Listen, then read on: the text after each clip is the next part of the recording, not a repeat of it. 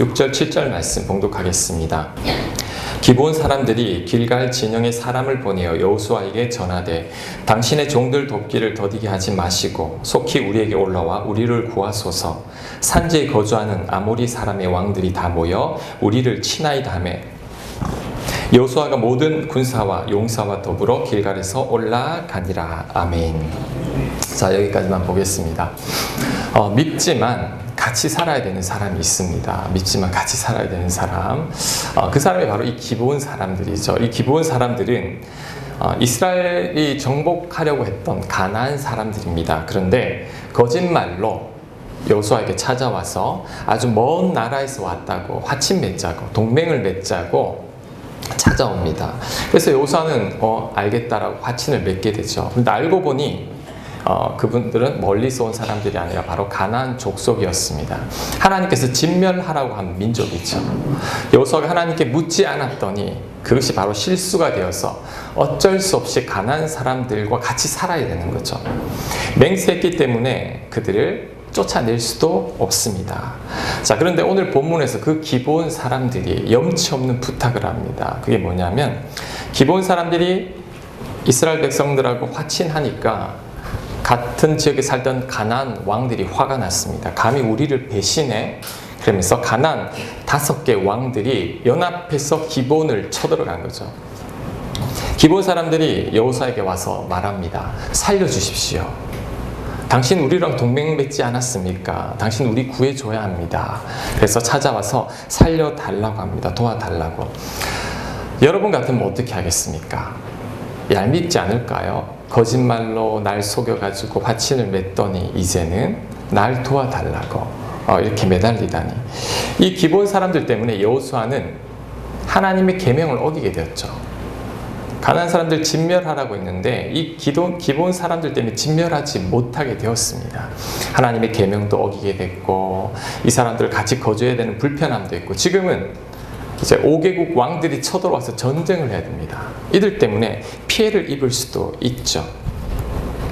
우리 생각에는 괘씸해서 돕고 싶지 않을 겁니다. 그냥 그대로 놔두면 알아서 정리가 되겠죠. 그런데 여호수아는 하나님 앞에서 약속했기 때문에 맹세했기 때문에 자, 그들을 도와주러 갑니다. 비록 그들이 나를 속였지만 이미 하나님 앞에서 맹세했기 때문에 약속했기 때문에 손해를 보더라도 이제 그들을 도우러 나갑니다. 그들을 책임지려고 하는 거죠. 쉬운 일은 아닙니다. 자, 오늘 8절 말씀 제가 읽어볼게요. 8절 다시. 그때 여호와께서 여호수아에게 이르시되 그들을 두려워하지 말라. 내가 그들을 내 손에 넘겨주었으니 그들 중에 산 사람도 너를 당할 자 없으리라 하신지라. 8절 말씀을 보면 전쟁하러 나가는 그 여호수아의 마음이 굉장히 두려웠다라는 것을 짐작할 수 있습니다. 두려운 와중에도 약속했기 때문에 그 약속을 지키기 위해서 적을 구하러 달려나가는 그 여호수아입니다. 자, 그런데 하나님께서 이 여호수아의 마음을 귀하게 보셨습니다. 손해를 보면서도 말씀대로 살려가고 약속을 지키려 하는 이 여호수아를. 자, 우리 또한 이런 여호수아의 마음을 본받아야 합니다. 세상 사람들은 이렇게 말합니다. 크리스찬들은 너무 계산적이다. 너무 야같다고. 그런데 우리 크리스찬들은 너무 따지면 안 됩니다. 때로는 손해볼 줄 알아야 합니다. 하나님의 은혜를 경험하려면 너무 따지거나 계산하면 안 됩니다. 너무 머리가 좋은 사람들, 너무 수완이 좋은 사람들, 너무 인맥이 많은 분들이 때로는 하나님의 은혜를 잘 경험하지 못합니다. 왜요? 내 힘으로 살기 때문이죠. 대표적인 예가 야곱입니다. 야곱. 그가 이집트 바로 왕 앞에 섰을 때 이런 이야기를 하죠. 험악한 세월 130년을 살았다고. 왜 그렇게 험악한 세월을 살았죠? 그는 하나님보다 자기 꾀로 살았던 사람입니다. 자기 방법대로, 자기 수단대로 꾀를 부리며 살다 보니 하나님께서 그를 통해 역사하실 수가 없는 거죠. 하나님께 맡기고 하나님의 도움을 요청해 하나님이 개입할 수 있는데 모든 것을 자기 스스로 처리해버리고 자기 꾀로, 자기 방법으로, 자기가 아는 사람들을 통해서 다 해버리니까 하나님이 들어올 수가 없는 거죠. 그래서 그는 130년 동안 자기 힘으로 산 적이 더 많았기 때문에 그는 아주 힘든 세월을 살았습니다. 그래서 좀 어리숙하고 단순하고 머리 잘 굴리지 못하는 분들이 오히려 하나님의 더 깊은 은혜를 경험하는 경우가 더 많습니다. 왜요? 순진하게 하나님만 믿기 때문이죠. 하나님은 이런 때묻지 않은 깨끗한 영혼을 사랑하십니다. 여러분 그 톨스토이의 바보 이반이라는 단편 소설 읽어본 적이 있습니까? 이 바보 이반이 말 그대로 정말 바보죠. 이 얼마나 바보냐면 바보 이반에게 어떤 병이든지 낫게 할 수 있는 약초가 두 뿔이 생겼어요. 자, 우리 학생들 우리 한번 물어볼게요. 이런 어떤 병도 고칠 수 있는 약초가 두 뿔이 생겼으면 여러분 그거 어디다 쓰겠어요? 저 같으면 우리 재벌가에 병든 사람 찾아가서 살려줄 테니까 100억만 달라고. 그럼 팔 거 아니에요. 우리 고위 관리한테, 정부 고위 우리 공직자들한테 좋은 자리 부탁하면서 약초를 팔면 되는데, 이 바보 이반은 한 뿌리는 자기 그 강아지 한 명가 병들었어요. 강아지가 병이 들었는데 이 약초를 강아지한테 줘버립니다. 낫게를 하죠. 그 다음에 공고가 붙습니다. 공주님이 병에 걸렸는데 이 병을 낫게 해준 사람 공주랑 결혼시켜 주겠다. 바보 이반이 그 소식을 듣고 이제 그 왕궁으로 걸어갑니다. 가는 와중에 거지를 한 명 만나요. 근데 거지가 팔을 다쳤어요. 그러니까 그 약초 한 뿌리를 또 써버립니다. 바보예요. 정말 바보죠. 하는 일들이 다 바보입니다. 그런데 이 이야기 끝에 가면 이 바보 이반의 순수성 때문에 주변의 모든 사람들이 변화를 받고 착하게 되어서 모두가 행복하게 살게 된다는 그런 내용입니다. 톨스토이가 이 바보 이반을 통해서 우리에게 무엇을 말하고 싶은 것일까요?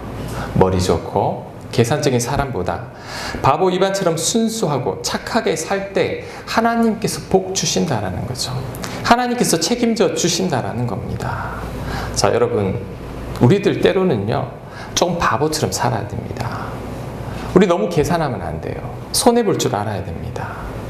이렇게 살 때 망하는 것 같아도 그렇지 않습니다. 하나님이 책임져 주십니다.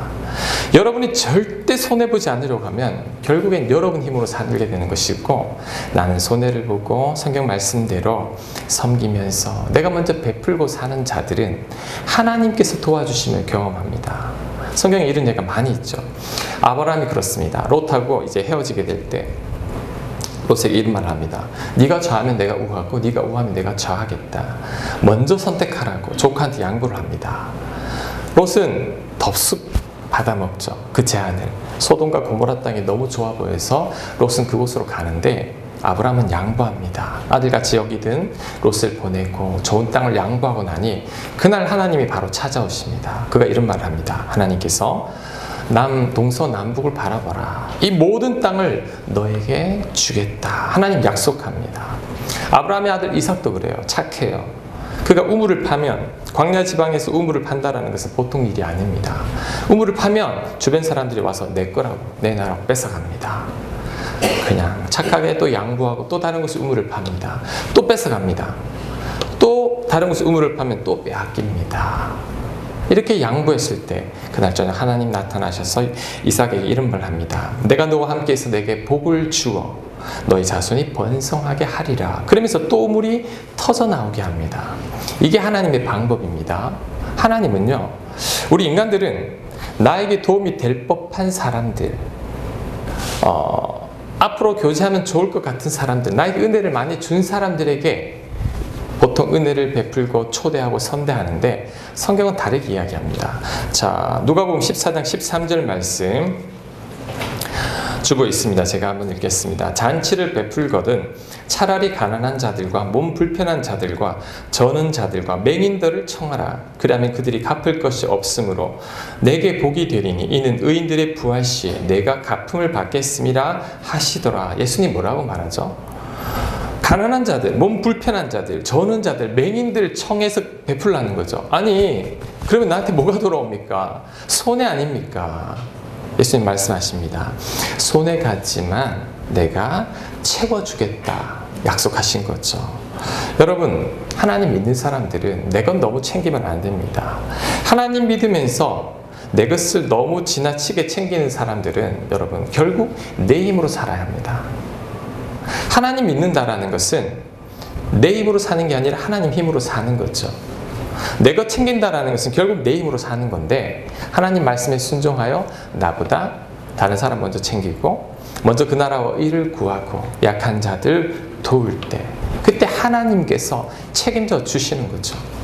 여호수아가 적들이 거짓말로 화친하고 도와달라고 할 때 안 도와줄 수 있습니다. 적들이기 때문에 적들을 치게 하면 손 안 대고 적들을 물리칠 수 있음에도 불구하고 그는 하나님 앞에서 한 약속 때문에 두려운 와중에서도 그 적들을 도우려고 나갑니다. 하나님께서 그것을 귀하게 보신 것이죠. 여러분 말고 다른 사람들을 챙겨보십시오. 하나님께서 여러분을 채워주십니다. 우리 교회만 생각할 것이 아니라 자꾸 눈을 돌려야 합니다. 그때 하나님 책임져 주십니다. 우리 지난 2년간도 우리가 그렇게 했기 때문에 하나님께서 우리에게 은혜를 주시지 않았나라고 생각합니다. 여러분 하나님 말씀처럼 순종해서 여호수아처럼 손해보고 먼저 섬기고 살 때 그때 하나님께서 엄청난 은혜로 채워주십니다. 자, 10절 11절 말씀 보겠습니다. 여호와께서 그들을 이스라엘 앞에서 패하게 하심으로 하나님께서 도와주신 거죠. 여호수아가 그들을 기브온에서 크게 살육하고 벳호른에 올라가는 비탈에서 추격하여 아세가와 막게다까지 이르니라. 그들이 이스라엘 앞에서 도망하여 벳호른의 비탈에서 내려갈 때 여호와께서 하늘에서 큰 우박덩이를 아세가에 이르기까지 내리시매 그들이 죽었으니 이스라엘 자손의 칼에 죽은 자보다 우박에 죽은 자가 더 많았더라. 자, 어떻게 됐죠? 전쟁을 했는데 하나님이 도와주기 시작하는 거예요.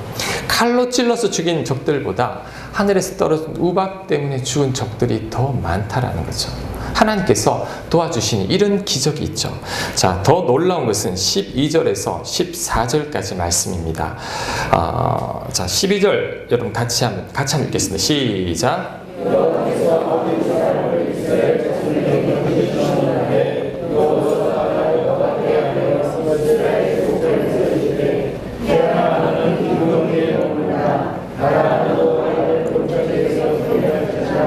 제가 읽겠습니다. 태양이 머물고 달이 멈추기를 백성이 그 대적에게 원수를 갚기까지 하였느니라. 야살의 책에 역사책입니다. 태양이 중천에 머물러서 거의 종일토록 속히 내려가지 아니하였다고 기록되지 아니하였느냐. 여호와께서 사람의 목소리를 들으신 이 같은 날은 전에도 없었고 후에도 없었나니 이는 여호와께서 이스라엘을 위하여 싸우셨음이니라. 아멘. 자, 여러분 저를 한번 보십시오. 굉장히 놀라운 일입니다. 이제 적들과 싸우는데 적들을 다 무찌를 수 있는데 해가 지려고 합니다. 근데 여호수아가 하나님께 이런 기도를 합니다. 하나님, 태양이 기브온 골짜기 위에 멈추게 해주십시오. 달이 아얄란 골짜기 위에 멈추게 해주십시오라고 기도를 했는데 실제로 멈추어 버립니다. 자, 저는 인류 역사상 가장 큰 기적이라고 생각합니다. 여러분, 태양이 멈추려면 어떻게 돼야 되죠? 지구가 자전히 멈춰야 되는 거예요. 우리 원심력 때문에 팍 멈춰버리면 다 날아갈 텐데 하나님이 서서히 딱 멈추어서 태양을 하루 종일 움직이지 않게 해서 적들을 완전히 진멸하도록 해주셨습니다. 엄청난 기적이죠. 14절 말씀처럼 여호와께서 사람의 목소리를 들으신 것은 이전에도 이후에도 없었다라고 말합니다. 저는 이 본문을 읽으면서 이런 생각을 했습니다. 하나님께서 여호수아를 참 귀하게 보시는구나. 하나님 말씀에 순종하면서 살려고 하고 약속 지키려고 애쓰고 적들이지만 도우려고 애쓰는 그 여호수아에게 하나님께서 크신 은혜를 베풀고 있구나. 전쟁에서 이긴 것보다 저는 이 놀라운 기적을 통해서 여호수아에게 하나님께서 담대함과 자신감을 심어준 것, 이게 더 큰 은혜 같습니다. 지금 교회가 공사 중이에요. 우리 저기 이쪽 화장실, 여자 화장실 쪽이 약간 침하되고 있어 가라앉고 공사하다 보니까 여기도 뜯었죠. 여기도 또 침하되고 있더군요. 하다 보니까 방에 좀 꺼지는 부분을 보여드릴 그쪽도 가라앉는다 그래요. 우리 교인들이 겸손해서인지 우리 교회가 너무 겸손해서 자꾸 낮아지는 것 같아요. 뭐 다행히 우리 주인분께서 마음이 좋으셔서 하자니까 수리해 주시겠다고 해서 전에 뭐 우리가 돈 들어가는 건 아니지만 그분이 공사하시는 분들을 섭외해서 데리고 오셔서 공사를 시작했어요. 이제 점심때가 되니까 식사를 하려고 하니까 그분들은 집이 바로 요 앞에 있다고, 집에 가서 식사하신다고 그냥 가시더군요.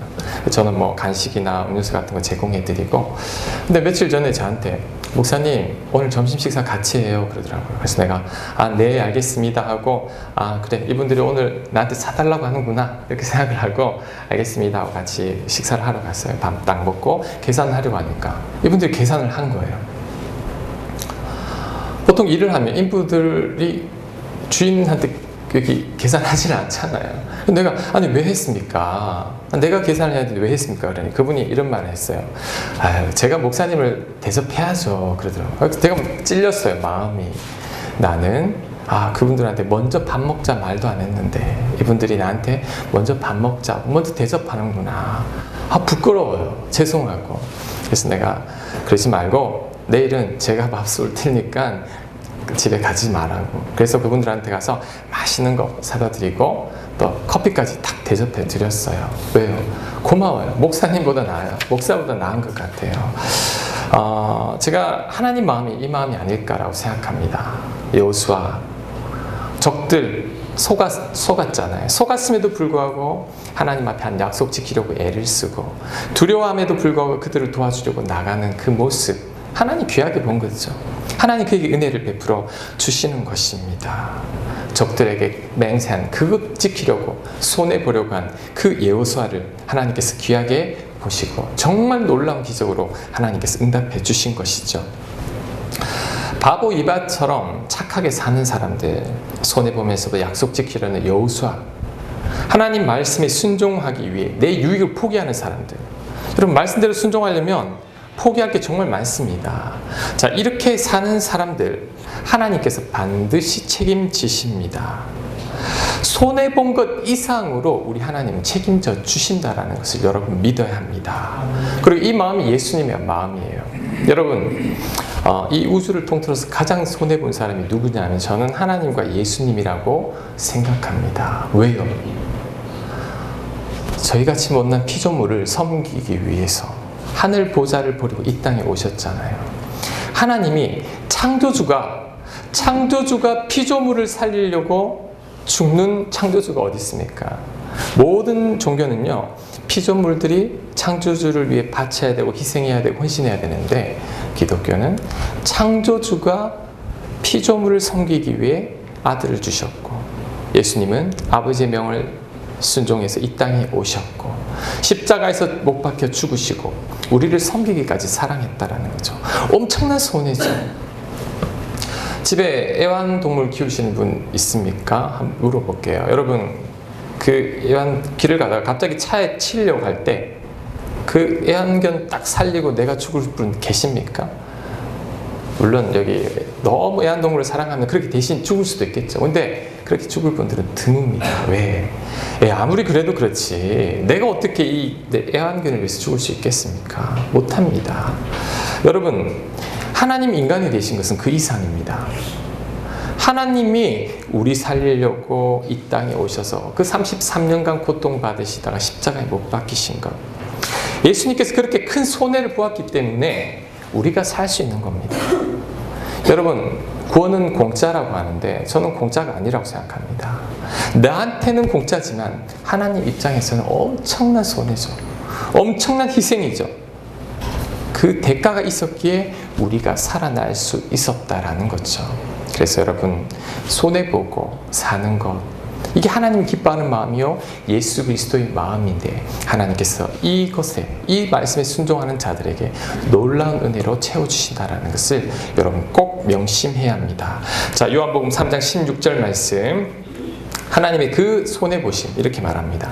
하나님이 세상을 이처럼 사랑하사 독생자를 주셨으니 이는 그를 믿는 자마다 멸망하지 않고 영생을 얻게 하려 하십니다. 이처럼 사랑하사, 너무너무 사랑해서 하나밖에 없는 아들을 주신 이유, 그 예수님 믿을 때 우리를 구원받게 하려고, 여러분 영생 얻게 하려고. 아직 여러분 믿음이 없는 분들 잘 들으십시오. 예수님이 여러분을 위해 죽은 겁니다. 그 사실을 받아들이고 믿을 때 나는 모든 죄를 용서받고 하나님의 자녀가 된다라는 것.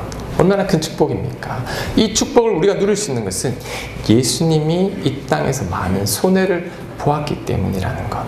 그래서 하나님께서는 여러분들이 손해볼 때 반드시 채워주신다는 것 꼭 명심하십시오. 자, 한 가지 더 살펴보겠습니다. 저는 오늘 이 본문을 계속 묵상하다가, 지난 월요일날 묵상하다가 이런 생각을 해봤습니다. 아니, 여호수아는 어떻게 태양과 달을 멈춰달라고 할 수 있지? 여러분, 그렇지 않습니까? 하나님, 저 적들을 좀 무찔러 주세요, 이런 기도가 아니라 하나님, 태양아 멈춰라, 달아 멈춰라. 하나님께 잠깐 기도하고 나서 그렇게 명령합니다. 누가 제일 황당했을까요? 하나님이 제일 황당했을 것 같아요. 아니, 무슨 기도를 이렇게 하냐, 너는 이렇게. 그런데 여호수아는 어떻게 그런 기도를 할 수 있을까요? 무엇 때문에 어떻게 그런 기도를 담대하게 할 수 있을까요? 제가 곰곰이 묵상하는데 성경 구절 두 말씀이 딱 떠올랐습니다. 자, 요한일서 3장 21절 말씀입니다. 우리 같이 21절, 22절 말씀 우리 같이 한번 읽겠습니다. 시작.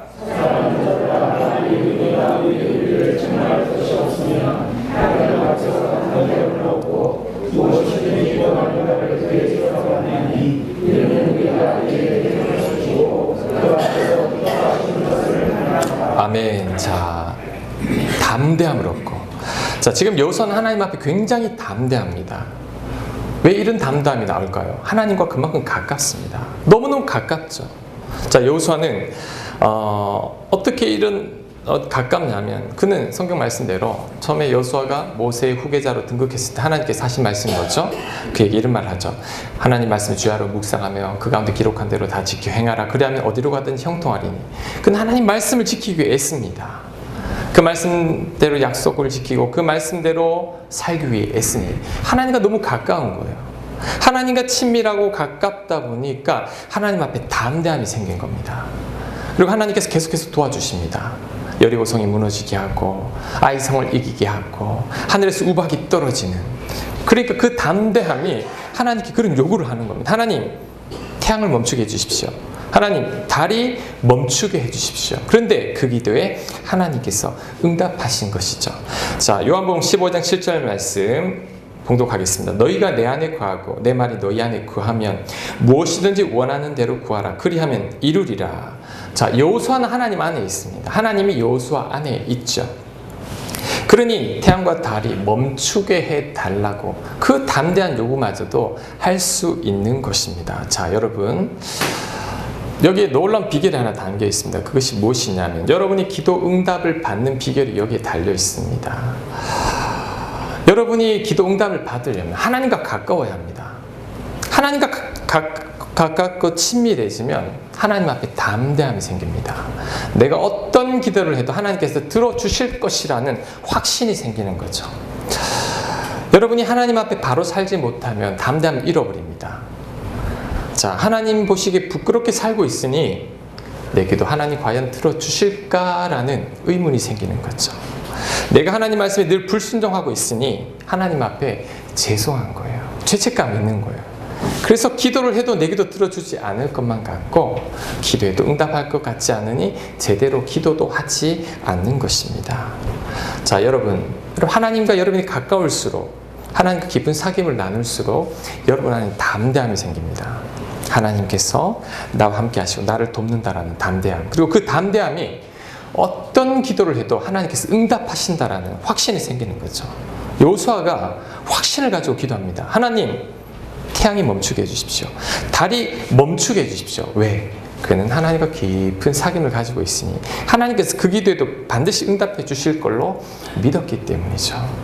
아마 하나님은 여호수아의 이 기도에 놀라기도 했겠지만 굉장히 기뻐했을 것 같습니다. 야, 너 나를 믿는구나. 이런 요구까지 하는구나. 여러분, 확신, 담대함은 하나님과 사귐에 나옵니다. 하나님과 가까우실 때 더 크신 하나님의 은혜를 경험하게 될 것입니다. 자, 마지막으로 한 가지만 더 살펴보겠습니다. 자, 오늘 이 말씀을 묵상하는데 저는 이런 느낌이 들었습니다. 우리 하나님이 뒷수습하신 하나님, 뒤처리하신 하나님, 그런 느낌이었습니다. 우리 아이들 키우다 보면 막 말썽 많이 피우잖아요. 사고 치고 어지럽히고. 그러면 그 수습을 누가 다 하죠? 우리 부모님이 다 하는데 그런 느낌입니다. 자, 지금 기본 거민이 처음 여호수아에게 화친하러 왔을 때 여호수아는 실수를 하나 범합니다. 어떤 실수를 했죠? 하나님께 물어보지 않았습니다. 성경에 기록되어 있죠. 하나님께 묻지 않았기 때문에 기본 거민의 그 거짓말에 속게 된 거죠. 근데 그 거짓말 때문에 하나님 말씀대로 진멸하지 못하게 되었고, 그 거짓말 때문에 기본 족속과 같이 살아야 되고, 그 거짓말 때문에 이 전쟁에 휘말렸습니다. 자, 그런데 하나님은 이 전쟁에서 엄청난 승리를 가져다 줄 뿐 아니라 태양과 달이 멈춘 기적까지 그에게 제공합니다. 여호수아는 실수했는데 하나님은 그 실수를 더 크신 선으로 갚아주셨다라는 거죠. 성경에 이런 예가 많습니다. 아담이 선악과를 따먹었을 때 하나님이 그에게 찾아가서 먼저 옷부터 입혀 주십니다. 가죽옷. 아브라함이 하나님 말씀에 불순종해서 가나안 땅에서 자꾸 애굽으로 가다가 2번이나 아내를 빼앗기죠. 그때 하나님께서 아내를 다 되찾아 주십니다. 실수하고 불순종하고 잘못해도 하나님이 뒤처리를 해주는 거죠. 그래서 저는 하나님의 주특기는 바로 뒷수습입니다. 내 실수와 잘못을 하나님은 가장 잘 수습하시는 분이죠. 내 부족함을 하나님이 채우십니다. 여호와는 나의 목자시니 내가 부족함이 없으리로다. 나는 부족한데 어떻게 부족함이 없다는 말입니까? 내 부족함을 하나님이 채우시는 분이죠. 그래서 하나님을 믿는 자들은, 자, 저를 한번 보십시오. 중요합니다. 하나님을 믿는 자들은 절대 후회는 하면 안 됩니다. 왜요? 가장 후회스러운 과거도 하나님은 가장 선하게 바꾸시기 때문이죠. 베드로 예를 들면 예수님을 3번 부인했죠. 평생의 후회가 될 거 아닙니까? 그런데 이 후회 때문에 베드로는 지극히 겸손한 자가 되어서 한 번 설교로 3,000명이 회심을 하고 죽은 자도 살릴 수 있는 베드로가 되는 것입니다. 그래서 여러분 과거에 실패한 경험들, 뭐 사업에 실패했거나 입시에 실패했거나, 그 다음에 여러분의 실수로 인간관계에서 굉장히 어려움을 겪었던 일들, 한순간의 잘못 선택으로 막 인생이 많이 꼬인 것들, 정말 다시 과거로 돌아가서 막 돌이키고 싶은 일들. 자, 여러분 이제는 거기서 그 매임에서 벗어나도 됩니다. 왜? 하나님은 그것 또한 가장 선하게 바꾸실 수 있는 분이기 때문입니다. 하나님은 합력하여 선을 이룬다라고 했는데 이 말이 무슨 말이냐면, 나에게 지우고 싶은 그 과거, 내 실수, 내 허물, 내 연약함, 내 상처, 하나님 그것마저도 가장 선하게 바꾸실 수 있는 분이라는 거죠. 그 예가 요셉입니다. 형들이 요셉을 노예로 팔았죠. 보디발 아내는 그를 성추행범으로 몰았죠. 정말 억울한 순간 화가 나는 그 사건을 통해서 하나님은 이집트의 총리로 요셉을 세우셨다라는 거죠. 그래서 우리 하나님은 최악의 사건을 가장 최선으로 바꾸시는 분이십니다. 가장 후회스러운 사건을 가장 아름답게 만들어 가시는 분이죠. 그래서 우리가 해야 할 것은 과거에 붙들리면 안 됩니다. 아직까지도 과거에 붙들려서 현실을 괴롭게 살아가는 분들이 있고, 그 과거 때문에 미래마저 힘들게 사는 분이 있는데 다 잊어야 합니다. 예수님을 믿는다라는 것은 과거를 던지는 거죠. 내가 예수 그리스도와 함께 십자가에 못 박혀 과거에 나는 죽고 옛사람은 죽고 이제 완전히 새로운 피조물이 되어서 하나님만을 바라보는 것입니다. 자, 그런데 우리가 이렇게 하나님을 신뢰할 때 하나님은 우리의 가장 안 좋은 사건들, 최악의 사건들 마저도 가장 선한 길로 바꾸어 나가십니다. 그것이 바로 하나님을 사랑하는 자, 곧 그 뜻대로 부르심을 받은 자들에게는 모든 것이 합력하여 선을 이루느니라, 그 말씀으로 이루어지는 것입니다. 그래서 여러분들 뒷수습하는 하나님, 여호수아의 실수를 통해서도 놀라운 기적을 베푸신 하나님께서 여러분의 과거의 그 사건들을 수습해 나갈 겁니다. 우리가 할 일은 그 하나님을 바라보고 믿고 의지하며 하나님을 신뢰하기만 하면 됩니다. 그러면 여러분 세월이 흐른 후에 깨닫게 될 겁니다. 아, 하나님께서 이렇게 놀랍게 선하게 바꾸셨구나. 그 하나님을 인하여 여러분 감사하게 될 것입니다. 말씀 마치겠습니다. 조개가 하나 있었는데 이 조개 안에 모래가 들어갔습니다. 얼마나 찌르는지요, 이 조개를. 조개가 후회합니다. 아, 그때 입 벌리지 말걸. 그때 입 벌려서 내가 지금 이렇게 고통을 받고 있구나. 날마다 후회합니다. 아, 그때 입 벌리지 말걸. 왜 이렇게 아파? 그러다 어느 날 생각을 바꿉니다. 내가 언제까지 이렇게 머무를 수는 없지. 그러면서 몸에서 진액을 내기 시작합니다. 이 뱉다 보니까 그 모래가 조그마한 진주가 되었습니다. 점점 큰 진주가 되었죠. 자, 이것이 바로 속담이죠. scar 상처입니다. S-C-A-R, scar into a star.